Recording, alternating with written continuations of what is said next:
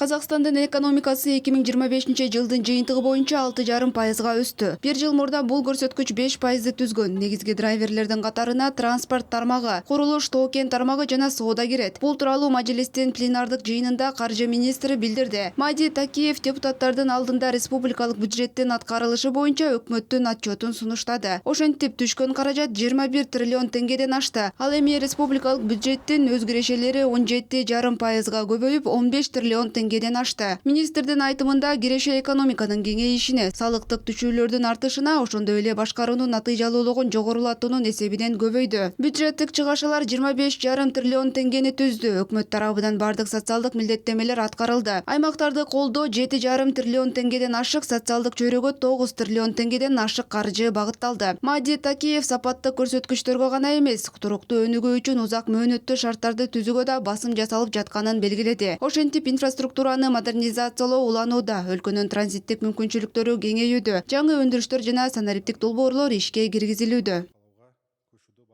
Инженерлик инфракурулумду дамытуу жөнүндө Инженердик инфраструктураны өнүктүрүү боюнча иштер улантылды. Инженердик коммуникациялык инфраструктура тармактары 980,5 километр узундукта төшөлдү. Суу менен камсыздоо жана саркындуу сууларды чыгаруу системаларынын 6,3 миң чакырым тармактары курулуп, оңдолду. Транспорттук инфраструктурага улуттуу каражаттар жумшалды. Бардык түрдөгү иштер менен автожолдордун 13 миң чакырымга жакыны камтылды. Анын ичинде республикалык маанидеги жолдор 9 миң, жергиликтүү маанидеги жолдор 4 миң чакырым. Айыл чарба секторуна өзгөчө көңүл бурулуп, 2025 жылы 1,1 триллион теңге багытталды.